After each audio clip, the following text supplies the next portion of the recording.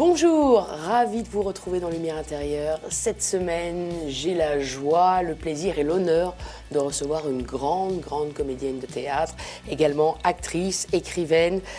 Nicole Calfan est notre invitée et j'en suis ravie, comme je le disais.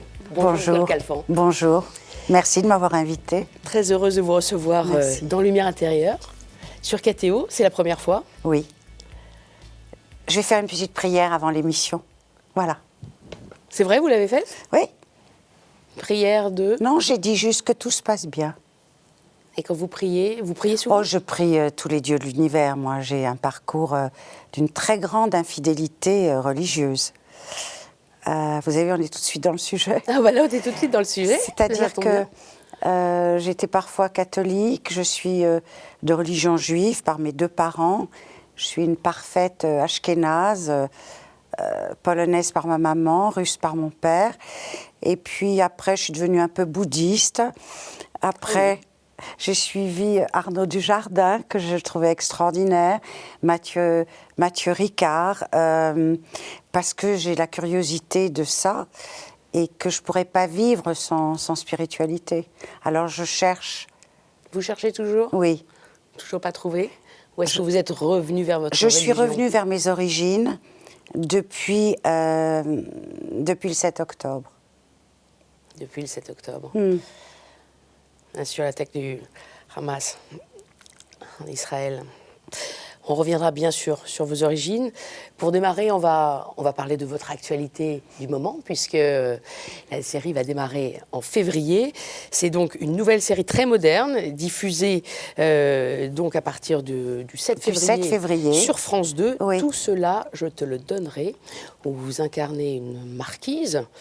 Atroce. Une marquise atroce. Est-ce que vous nous donnez le pitch? Je vous laisse le donner. Oui, d'abord c'est une grande saga, comme il y avait dans le temps des sagas de l'été qu'on a tellement aimé. Et c'est l'histoire dans laquelle on vous a vu. Oui, Les aussi. Grandes marées. Oui. Demain nous appartient. Vous inquiétez pas, souvent j'oublie de parler de moi. J'aime beaucoup parler des autres, je préfère, mais bon. Non, mais là, vous allez parler de vous. Oui, Nicole donc grande série, chorale, dans un château. On a tourné ça dans le sud, à Lambesc, où j'étais ravie d'incarner une horrible bonne femme, raciste, homophobe, méchante, qui sera un peu rachetée à la fin, mais vraiment de justesse.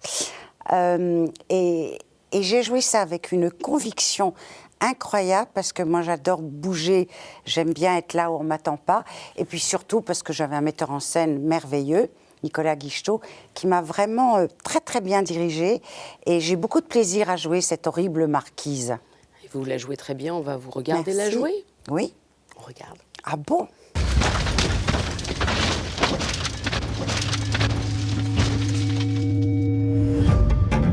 Votre mari a été victime d'un accident de la route. Il a déjà été identifié par son frère, Geoffrey.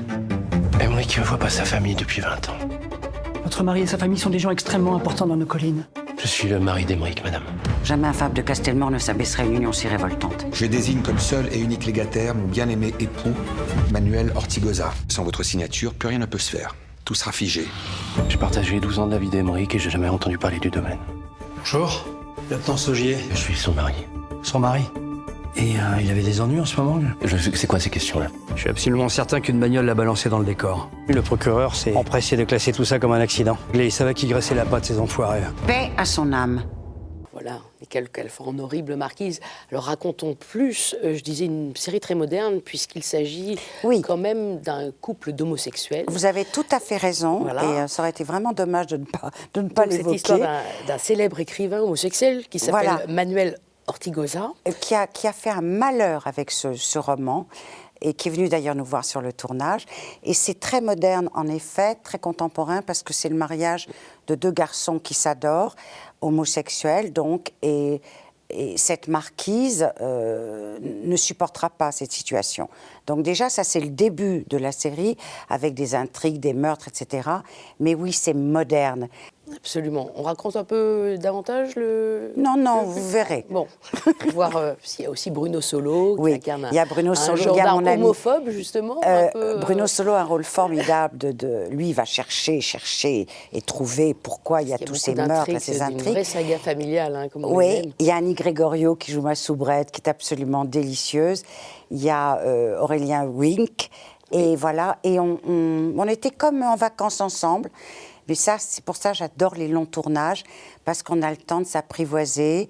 On ne peut pas aimer tout le monde, mais on peut en aimer certains. Et ça reste des liens à vie. Combien de temps, ce tournage? Plus d'1 mois, 2 mois. Cet été? Avec beaucoup d'allers-retours. Oui. Pendant l'été? Oui. Vous aimez bien tourner Moi, des séries j'adore comme les ça? tournages en extérieur. D'abord parce que j'adore faire des room service, ne pas sortir de ma chambre, regarder la télé, appeler mes amis, apprendre mon texte pour le lendemain. On n'a rien d'autre à faire que de travailler. Pour ça, j'adore les tournages en extérieur, parce qu'à Paris, on est quand même sollicité quand on reste sur place, ou que l'on habite. Et c'est un peu des vacances. Et les jours où on ne tourne pas, on reste sur place, on visite, on fait du shopping. On Ça a l'air essaye... plus confortable que la scène, que le théâtre. Vous avez déjà tout compris. Plus exigeant. Nicole Calfan, le français. Non, c'est pas qui ça fait du ses tout. premiers C'est pas. que moi, j'ai tellement peur au théâtre. Oui, Tellement peur au théâtre. Et je la n'ai... marque du talent. Je sais pas, je cherche Ah, beaucoup Bernard. en ce moment. Je travaille beaucoup là-dessus. Parce que quand on Vous dit... n'avez pas mot- ce trac-lac Ah, non, justement, Voilà, quand on dit pardon. moteur, non, je vous en prie, je n'ai même pas d'accélération cardiaque. Incroyable. Je suis comme un poisson dans l'eau, alors que je viens du théâtre. Et donc, je travaille beaucoup là-dessus. Ça fait partie de ma méditation en ce moment. Pourquoi? Bon, je trouve des solutions, ou plutôt des réponses. Mais, alors, c'est vrai que j'étais entourée d'immenses acteurs de théâtre qui avaient tellement peur. Comme Jacques Charon, Robert Hirsch, Michel Aumont, Michel Bouquet dernièrement. Michel Bouquet, dans le Tartuffe qu'a monté Michel Faux, je lui prenais la main, je jouais Elmire, je lui disais « Bonne traversée, Michel ». Il me répondait « Je n'arriverai pas au bout ». Tous les soirs, et pas à cause de son âge. Michel Faux vous De la aimait, peur. vous aime. Oh, je l'adore. C'est ma créature et je suis la sienne. J'ai lu ça quelque part. Oui.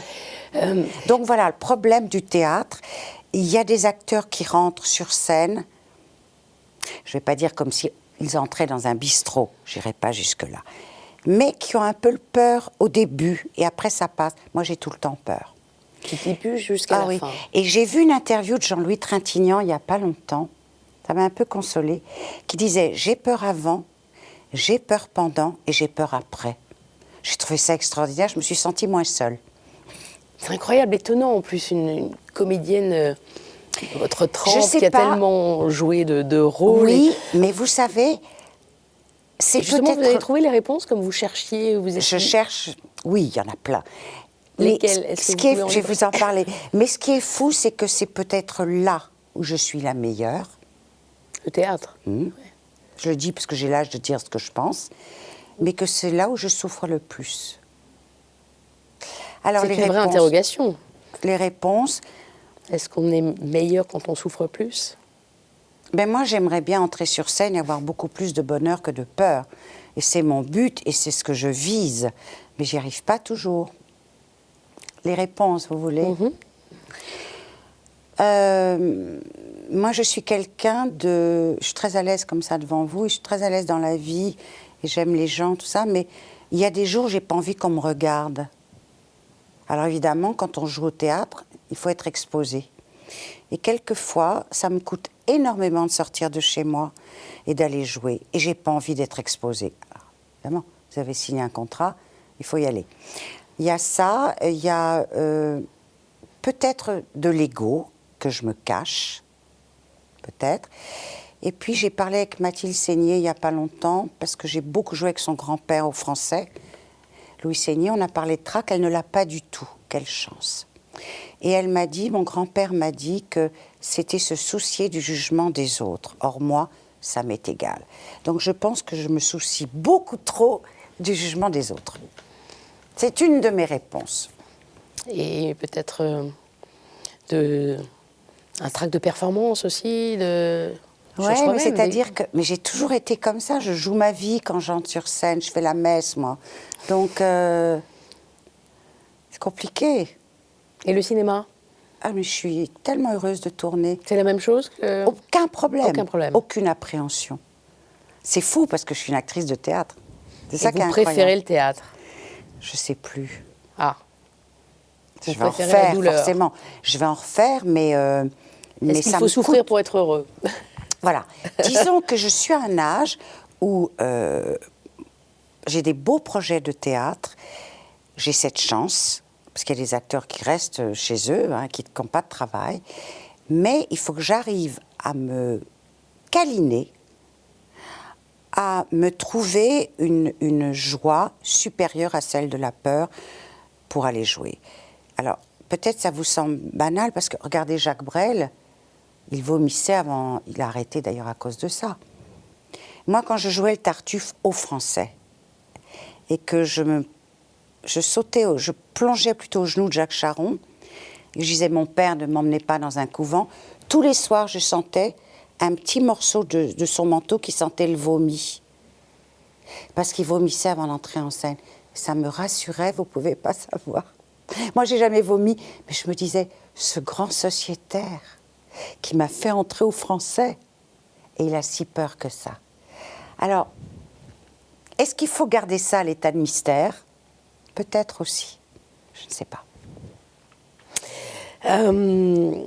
Et l'écriture, Danielle Calfon, parce que ça c'est... L'écriture... Danielle Calfon est écrivaine aussi, presque une Alors, dizaine de livres. l'écriture, oui, merci de me le rappeler. J'ai écrit 13 romans, avec beaucoup de bonheur, et j'ai plus du tout envie d'écrire. Ah bon? Ça m'a quittée, j'ai fait le tour. Je voulais écrire une biographie, je me suis dit, mais qui ça m'a intéressé, une biographie sur Nicole Calfon, vraiment, on s'en fout. Beaucoup de personnes. Ça serait intéressé, Nicole. Je sais pas. J'ai écrit avec un vrai besoin d'écriture. Je n'ai plus besoin, je n'ai plus ce besoin-là. Voilà. Et quels sont-ils les besoins qui restent? Besoin de communiquer, tourner, de se justifier, de raconter. Je trouve que je me suis assez racontée. J'ai parlé de Jean-Yann, j'ai parlé de Dirk Bogarde, de la Comédie Française, de tout ce qui me tient à cœur, de mes parents, de mon enfance, des camps. Je ne vais pas faire un livre pour parler de mes films, je m'en fous. Voilà. Bon, vous allez parler un petit peu ici. Voilà. De nouveau. C'est moins difficile, c'est plus court. et c'est agréable. Et oui, je n'ai plus cette patience-là pour l'écriture. Et je suis étonnée, j'ai mes 13 romans dans la bibliothèque, un de chaque, pas plus. Votre préféré? Je crois que c'est Les Dents du Bonheur. Les Dents du Bonheur, j'allais le lire, oui. Oui. Je crois que c'est Les Dents du Bonheur, oui, je suis émue parce que je viens de là, quoi. Je viens vraiment de là. Donc, je me dis, mais quel chemin parcouru, surtout pour mes parents, pour mes grands-parents. C'est pour ça que je vous parlais du 7 octobre, je veux dire, revivre la Shoah. Moi, j'ai 11 personnes qui ont disparu dans les camps. Le même jour, ils ont été pris, ils étaient 11. Donc, oui, je suis fière des Dents du Bonheur. Il restera quelque chose, des Calfons. Merci beaucoup, c'est un grand honneur de vous recevoir, Madame Calfon. Merci. Je vous propose de passer à la deuxième partie de notre émission. Déjà? Ah ben déjà, le temps file, le temps. On va en parler peut-être un petit peu. C'est la partie dans laquelle je m'éclipse. Je vous propose 4 mots et à vous de nous les raconter. Et vous partez? Oui, je pars. Et vous me laissez toute seule? Pas complètement. Bon. Vous aurez un écran avec des mots D'accord. et ma voix. D'accord. Enfin, qui ne parlera pas tant que ça, je vous écouterai surtout. D'accord. Et tout le monde vous écoutera. Ok. À tout de suite. À tout de suite, merci.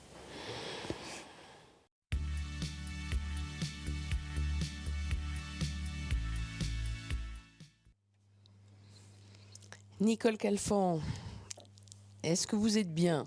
Je suis très bien. Bon, vous n'avez pas allongé vos jambes.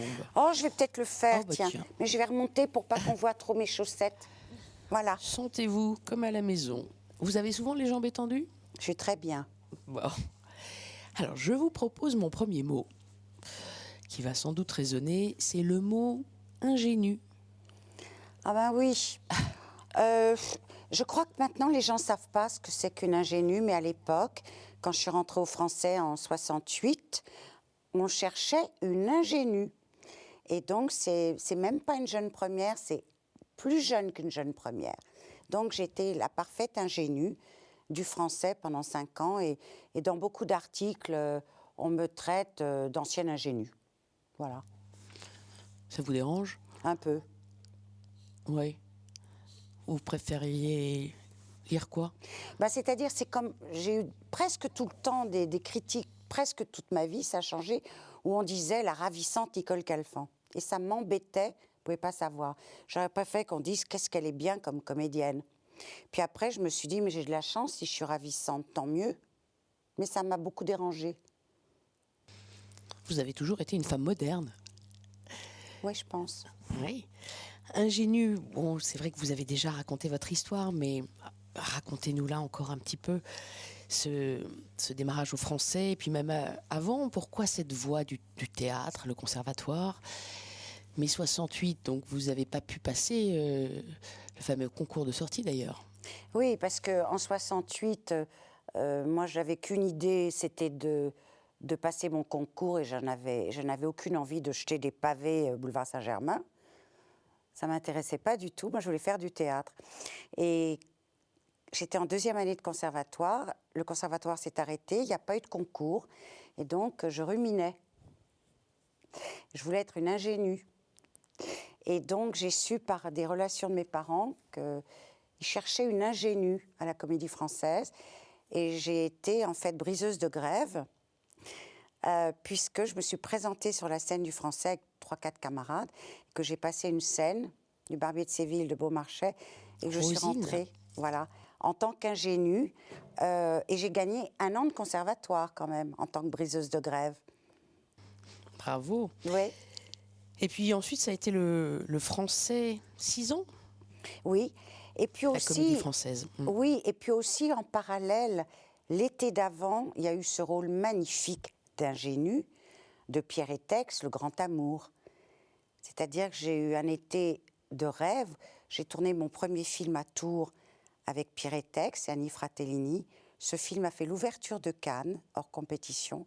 Et à la rentrée, je rentrais à la Comédie Française comme pensionnaire et ingénue. Vous avez souvent dit que vous regrettiez d'avoir quitté la Comédie Française. Oui, je le regrette tous les jours. Parce que je suis quelqu'un de solitaire et qu'en fait, là, j'étais dans une troupe. Et dans une troupe très aimante. Tous les comédiens du Français vous diront pas la même chose. J'ai même des amis très proches qui n'ont pas été aussi heureuses que moi au Français. Je respecte complètement leur vie et leur histoire. Mais moi, il se trouve que j'ai été tellement enveloppée, soutenue. J'ai fait mes premiers pas avec Charon, Hirsch, Françoise Seigné, Toja, Duchossois, Jean Piat. J'en suis encore émerveillée. Donc, j'ai beaucoup regretté d'avoir quitté le Français, mais je crois que je vais vous faire beaucoup rire.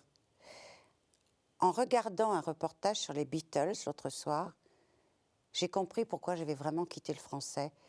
Je voulais rencontrer Richard Lester, qui avait tourné 4 garçons dans le vent et Help. J'étais élevée avec les Beatles. Et donc, le projet de Ondine de Giraudoux a été reculé d'1 an. Et moi, j'ai préféré ne pas attendre 1 an et aller voir Monsieur Lester et lui dire « How do you do, Mr. Lester ?» et être engagée pour les 3 mousquetaires. Eh oui. Femme libre. Une femme libre. La femme libre que vous avez préféré incarner? Ou moins libre? La femme que vous avez aimé incarner? Sur scène ou au théâtre? Celle qui vous a C'est vrai que le plus inspiré? Elmire, mis en scène par Michel Faux, ça m'a apporté beaucoup. Alors, c'est peut-être pas la femme libre du tout, mais moi, ça m'a redonné une liberté, car j'ai retrouvé ce que j'aurais pu jouer à la Comédie Française plusieurs années plus tard. C'est-à-dire que j'avais la technique, j'avais l'âge, et Michel Faux m'a redonné cette liberté de femme et d'actrice avec Elmire. J'ai répondu un peu à côté, mais c'est pas grave. C'est pas grave du tout. Bon. Cette liberté, elle vient d'où? Et ce théâtre aussi, cette liberté du théâtre, sachant que vous aviez un père fiscaliste. C'est-à-dire que moi, j'étais d'une famille très bourgeoise, d'un papa qui était un très brillant fiscaliste. Ma mère ne travaillait pas. Mon frère était un matheux. Et j'ai eu envie de me rendre libre, en effet. Parce que sinon, j'aurais peut-être épousé un avocat ou un médecin, selon le vœu de mes parents, du Champ de Mars, bourgeoise du Champ de Mars. Et en fait, ma liberté ou ma résistance a commencé avec le théâtre. Et mon frère a dit à mes parents, vous ne vous rendez pas compte la chance qu'elle a une vocation. Et donc mes parents ont décidé de me laisser faire du théâtre à condition que je passe mes bacs. Il y en avait 2 à l'époque. Voilà comment est née ma liberté, de ne pas être comme les autres, de ne pas être une bourgeoise, d'être une aventurière. Une aventurière. Mmh. Deuxième mot, Nicole Calfon, mère. Ah, moi, ça change toute une vie. Et c'est compliqué, comme je l'ai dit à mes enfants, quand on est une femme-enfant, comme je suis, on reste toute sa vie une femme-enfant. C'est très difficile d'être une mère de famille qui n'a plus de chromosomes de parents au-dessus de sa tête. Ça les fait beaucoup rire quand je leur dis ça, parce qu'ils trouvent que je suis une très très bonne mère. Être mère, je ne veux pas être intrusive. Je pourrais l'être par ma religion, mais je ne le suis pas du tout. Alors ça, c'est mon côté HK qui est très fort, c'est que je laisse mes enfants vivre leur vie. Je pose peu de questions, peut-être pas assez. Et être mère, mais quelle responsabilité, quelle inquiétude, et quelle culpabilité de chaque jour, parce qu'on pense qu'on fait jamais assez bien. Vous avez 2 grands et beaux enfants, Ouais. Jérémy et Michael. Mais ils n'aiment pas qu'on parle d'eux, donc je ne parle pas d'eux. D'accord, entendu.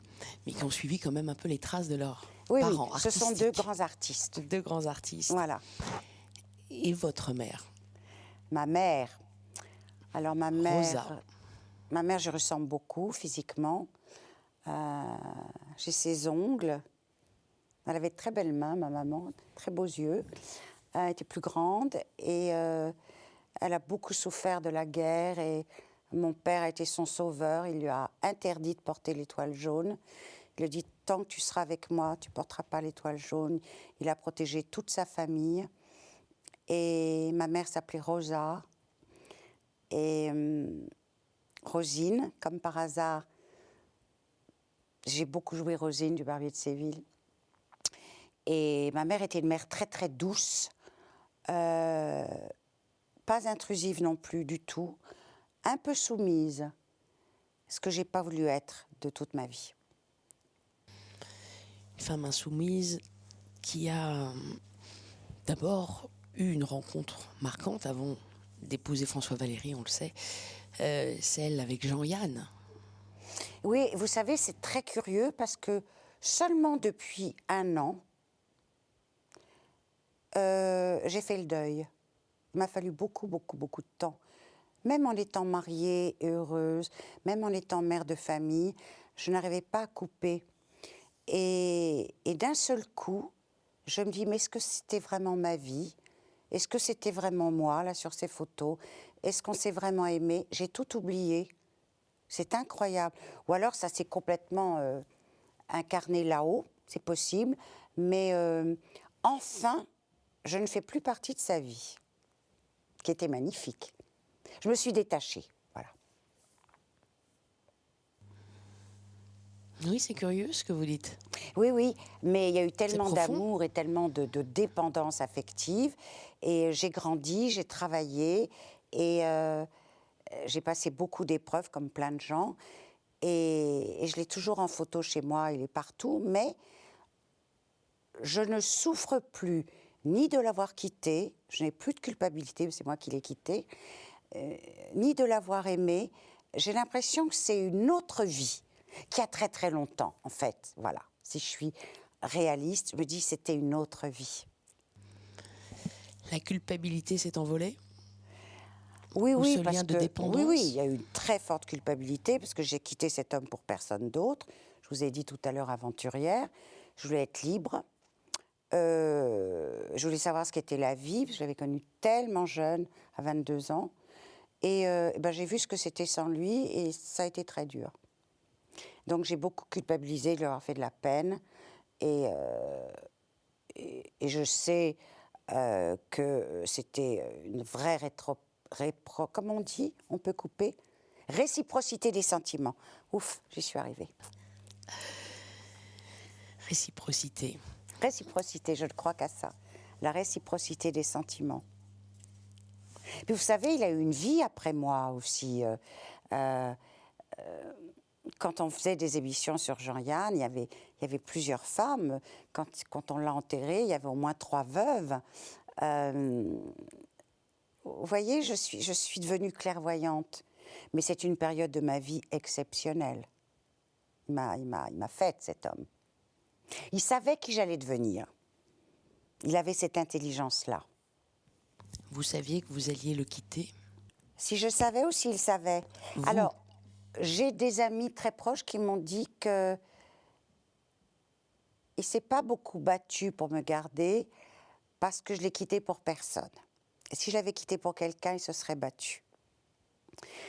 D'autres m'ont dit, très proches aussi, qu'ils se sentaient un peu malades, un peu diminués, un peu affaiblis et qu'ils ne voulaient pas que je le voie comme ça. Je n'en sais rien. Et au fond de vous, vous sentiez que vous finiriez... Moi aussi, j'arrive plus à trouver Alors, mes mots. Parler. J'arrive plus à Articulons. Il faut articuler. Oui. Il faudrait que je prenne des cours de théâtre avec vous. Je vais vous coacher. Absolument. Vous aviez le sentiment déjà au début de votre histoire que vous ne finiriez pas votre vie avec lui? Ah non, moi j'ai toujours pensé que je ferais ma vie avec lui, complètement. Quand on me demande pourquoi je l'ai quitté, il y en a un qui a trouvé la réponse. Un de mes amis qui m'a beaucoup apaisée, c'est Laurent Baffy. Il m'a dit « Tu étais trop jeune pour savoir que c'était l'homme de ta vie. » Oh, je me suis dit « C'est trop bien, ça me plaît, ça. » Point. Troisième mot, Nicole Calfan. Un mot qui résonne aussi. Chez vous, on en a parlé déjà tout à l'heure, le mot judéité. Ah oui. Oui, Rien à voir avec Jean-Yann? Non, parce que lui était totalement catho, mais quoi qu'on en pense, mais c'est lui qui m'a emmenée en Israël la première fois en me disant je vais t'emmener découvrir le pays de tes ancêtres. Je trouvais ça tellement magnifique. Et la plus belle histoire que j'ai eue avec lui, il m'a emmenée voir la mer morte. Il avait loué une voiture. Il avait le bras comme ça, à l'extérieur de la portière, rougi par les coups de soleil. Moi, j'étais en short, c'était l'époque, les jambes sur le... Vous voyez ce que je veux dire, presque sur le pare-brise. Et je lui dis cette phrase, mais qui a eu le prix d'interprétation à Cannes hier? Et il conduit comme ça, il me regarde, il me dit, ben, c'est papa. Ça résumait toute notre relation. Il préférait m'emmener en Israël que d'aller recueillir sa palme à Cannes. Quel beau geste. Magnifique. Et lui était donc catholique? Catholique breton. Breton. Et il me disait, avec mes pattes, là, je peux passer pour un juif, donc ça ira très bien. Et il m'a fait visiter beaucoup de choses en Israël. Et ouais, il pensait que les juifs étaient un peuple incroyable, inventif, intelligent. Voilà, donc... Puis lui était tellement ouvert à tout. Donc, ça lui plaisait bien que je sois une petite juive, je crois. Est-ce que cette différence de religion aurait pu jouer justement sur un engagement plus long? Non. Moi, je me suis mariée 2 fois avec des catholiques. Donc, vous voyez, comme je vous dis, je suis toujours là libre. Où on ne m'attend pas. Mais je suis capable d'aller faire dire une bénédiction par un rabbin le jour où je me marie à l'église. Enfin, moi, rien ne m'arrête, parce que je pense qu'il y a une puissance supérieure et que ce qui compte, c'est ce qu'on a dans le cœur. Il ne faut pas faire de mal aux gens, c'est ça le plus important. Et moi, je suis très là-dessus. Je suis trop sensible pour qu'on me fasse du mal, donc je résiste très mal. Et en revanche, je suis très douée pour faire du bien. Je suis très attentive à mes amis, à mes enfants, aux gens qui m'entourent. Et c'est très facile de faire du bien, d'avoir un geste, d'être attentif. Et peut-être ça, c'est ma judéité. Très important. Votre judéité ressemble à faire du bien. Oui. Elle a d'autres expressions aujourd'hui. Comment a-t-elle évolué? Je pense que, je vous ai peut-être un peu menti tout à l'heure, je pense qu'elle n'a jamais évolué, en fait, qu'elle a toujours été là. Et je crois que quand on est juif, même si on... Enfin, je n'ai jamais changé de religion, je ne suis jamais convertie à une autre religion, mais même si on a des passages de recherche différentes, un juif reste un juif, il n'y a rien à faire. C'est dans notre sang. Moi, je n'ai pas de famille en Israël. Et depuis le 7 octobre, je vous bassine avec le 7 octobre, mais j'ai raison, je marche plus pareil, je dors plus pareil. Je m'intéresse à plein de rabbins, à des raves anciens, très anciens, à des miracles. Je me suis complètement tournée vers ma judéité, mais alors d'une manière extrêmement profonde, cette année. Depuis le 7 octobre, oui. Et elle se manifeste comment? Il y a des prières aussi, ou vous allez à la synagogue? Je préfère pas en parler. D'accord. Et le catholicisme, tiens. Alors, on est sur cathéo. Le catholique, mais bien sûr. Alors le catholicisme... C'est Jean-Yann qui vous a ouvert un peu? Pas du tout. Lui, il était totalement athée. Totalement athée. Il se trouve que j'ai eu une nounou, à un moment donné, qui, toute petite, m'emmenait à l'église du Gros Caillou, rue Saint-Dominique. Mes parents étaient furieux d'apprendre ça. Ils ne pratiquaient rien, mais ils ne voulaient pas que j'aille à l'église. Mais ils ne pratiquaient rien. Comme tous les juifs poursuivis, donc retrait, on se cache, on n'en parle pas. Et puis, moi, il se trouve que je suis très bien dans les églises, que j'allume beaucoup de cierges, que je prie pour plein de gens, et qu'en général, on m'entend. Et j'ai fait ce chemin vers le catholicisme très, très naturellement, avec beaucoup de pureté. Et ce que je tiens à dire aussi, ça me traverse l'esprit, il faut arrêter de prier il ne faut pas arrêter de prier quand tout va bien. On a tendance, chez tout le monde, les cathos, les protestants, les juifs, toutes les religions, à arrêter de prier quand vous êtes exaucé. Non. Il faut continuer à prier et avec gratitude. Il ne faut pas prier quand tout va mal. Prier donc, pour remercier. Voilà. Gratitude, gratitude. Mais moi, je suis bien dans toutes les religions, en fait. Je me rends compte en vous en parlant. Mais ma religion de naissance, c'est la judéité. Vous parlez aussi du bouddhisme? Oui, j'ai été... De cette spiritualité-là?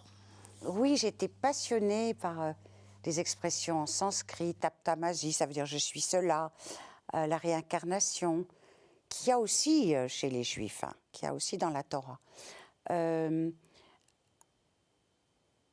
Arnaud Desjardins, je crois que j'ai dit Dujardin tout à l'heure. C'est Desjardins, je crois. Je pensais à Jean Dujardin. Oui, oui. Que j'aime beaucoup. Je confirme. Voilà, c'est ça. Mais je me rends compte maintenant. Oui, ça m'a appris beaucoup de choses. C'était les livres préférés de Dalida. J'ai beaucoup aimé Dalida. Et elle lisait tout le temps du Desjardins. Et elle m'a mise sur cette voie-là. Et d'ailleurs, pour en revenir au trac, j'ai dit à Dalida, est-ce que tu as peur? Elle m'a dit, ma chérie, j'ai tellement peur tous les soirs, mais c'est le désir, chérie. Ça m'a bien plu.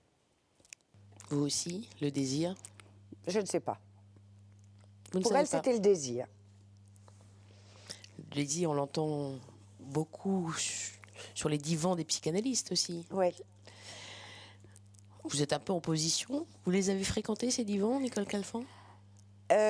Oui, mais avec aucun succès, parce que je suis très vite passée de la psychothérapie à l'analyse, parce que je suis trop sur la séduction, sans m'en rendre compte, pour mettre n'importe quel psy dans ma poche au bout de 2 séances.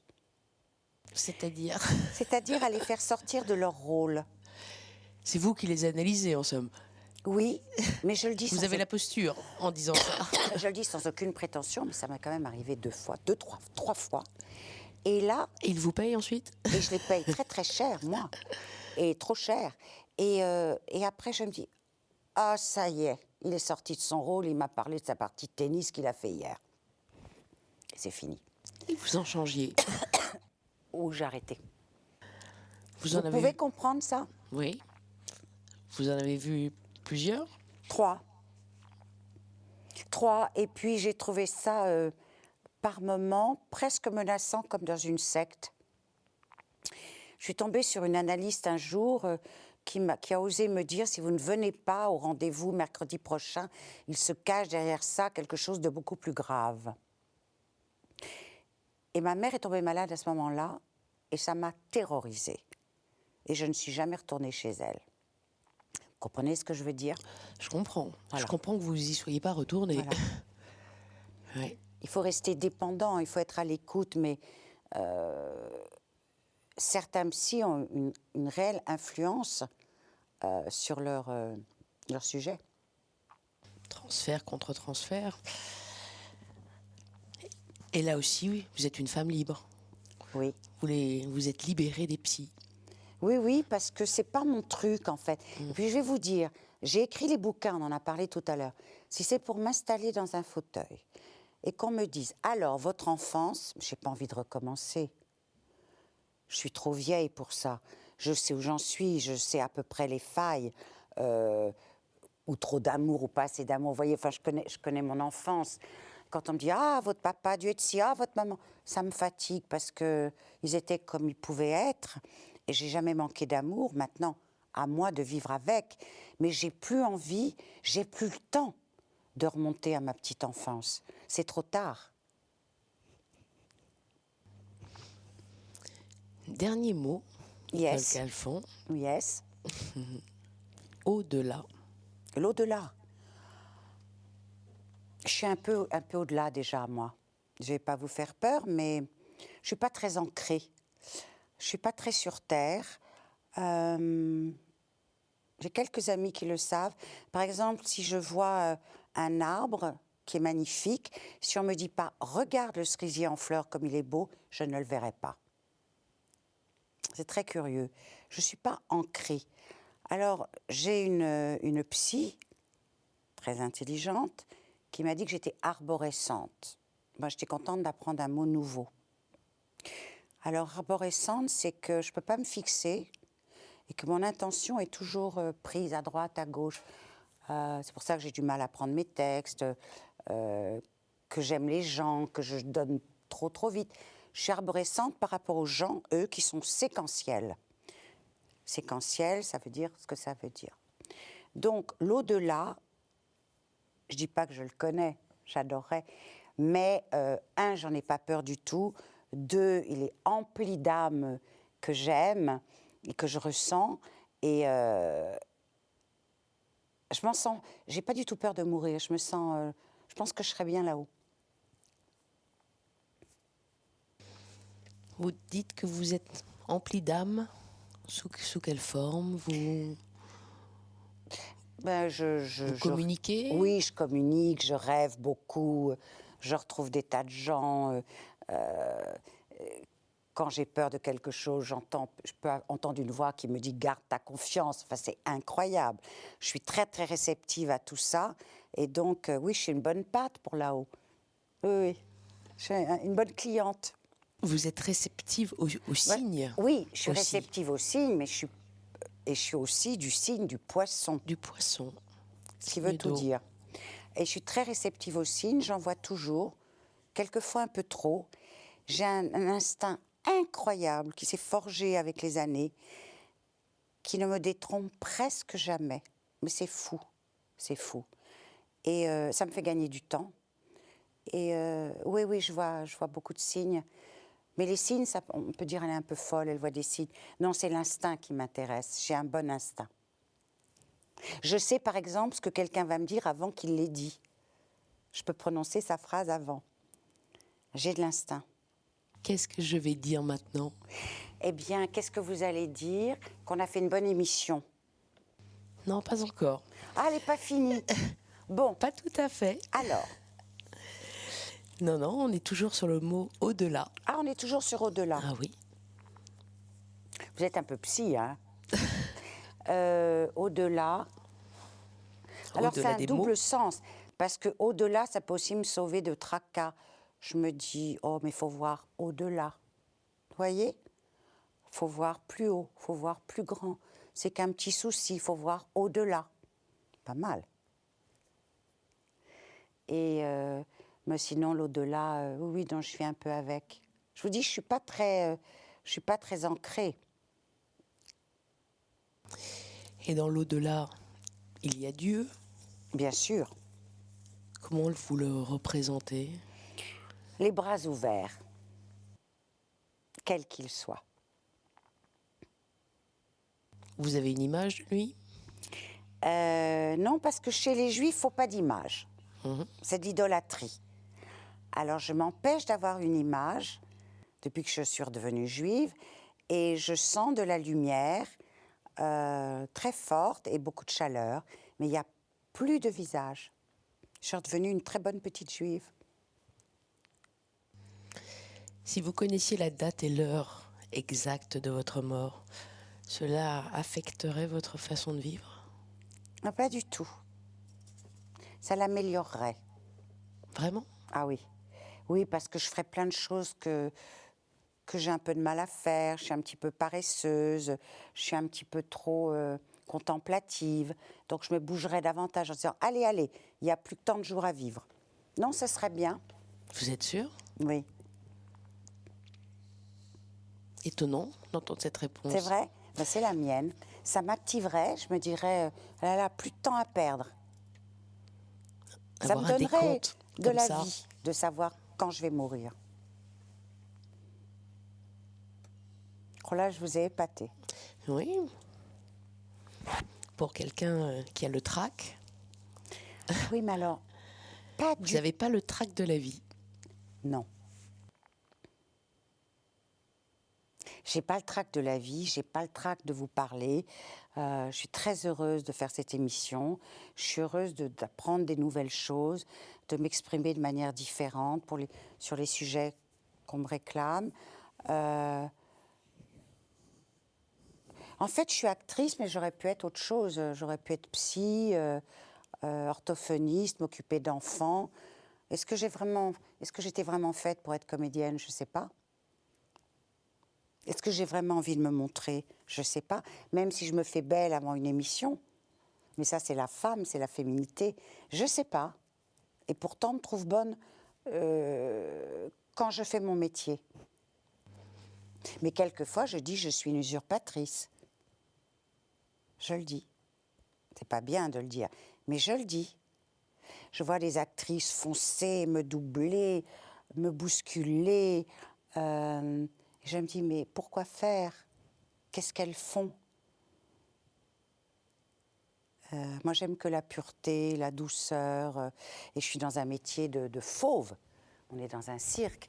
Donc, j'ai pas toujours ma place, vous voyez? Est-ce que vous avez beaucoup de regrets? Jean-Yann, contrairement à ce que je vous ai dit tout à l'heure, est un regret maintenant accepté, consenti et clairvoyant. Oui. La Comédie Française, oui. Ça fait beaucoup quand même dans une vie. C'est des événements marquants. Ondine de Giraudoux qui a fait Adjani. Et je lui ai dit, je te laisse ce cadeau. Et elle est devenue Adjani grâce à Ondine. Ça, c'est magnifique en même temps, c'est un tel échange. C'est pour ça qu'on s'aime beaucoup en secret. Et que moi, je voulais aller dire « How do you do, Mr. Lester ?» C'est génial. C'est un peu le résumé de ma vie, quand même. Je suis un peu rock'n'roll, hein. Des regrets sur une carrière? Parce que vous disiez tout à l'heure, j'aurais pu être orthophoniste. Ah oui, j'aurais pu être surtout beaucoup plus haute comme actrice, puisque c'est le métier que j'ai choisi. Vous n'étiez pas ambitieuse? J'ai manqué d'ambition. J'avais pas assez faim, peut-être, venant d'une bonne famille. Ma mère me disait toujours, t'es trop bien élevée pour faire ce métier. Elle avait pas tort. Et surtout, je n'ai pas les dents qui rayent le parquet et je ne fais aucune compromission.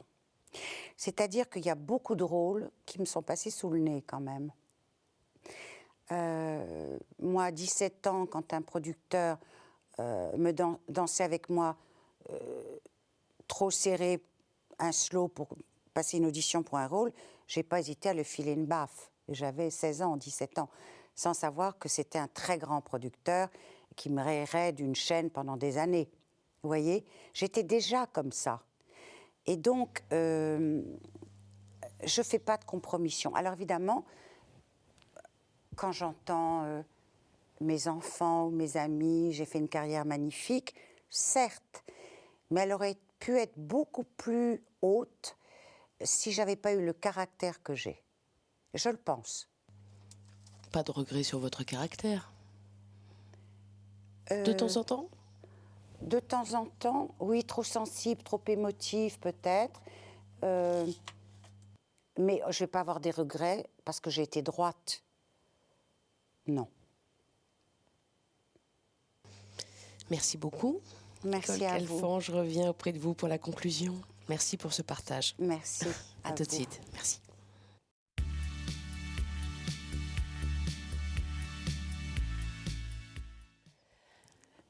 Voilà, je suis de retour en face de vous, Oui, chère Nicole manqué. Calfan. Oui, manqué.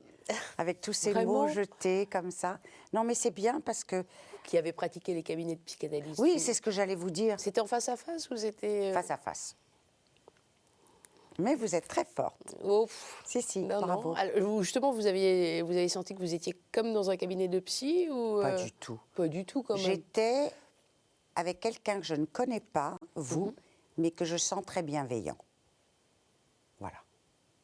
Je vous remercie, c'est le cas. Enfin, Une j'espère. journaliste bienveillante, à l'écoute, intelligente. Donc, il fallait que je sois à la hauteur des questions. Et ça méritait de me livrer. Merci à vous. Merci à vous.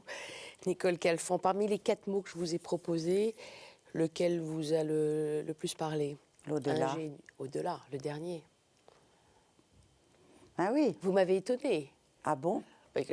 Lorsque vous disiez « ça ne me dérangerait pas de connaître l'heure de ma mort ». Ah non, mais pas du tout. Pas du tout. Je crois que mes enfants ont beaucoup plus peur que je meure que moi. Moi, j'ai pas du tout peur de la mort. Ah non, moi, je vous assure, ce serait moins grave qu'une opération. Quand on se dit on va se faire opérer tel jour, on meurt de peur. Là, après, on se dit c'est fini. Peut-être que j'ai envie de me reposer aussi. J'ai beaucoup lutté dans ma vie, sans en avoir l'air. Donc, bon, ben voilà, ben c'est la fin.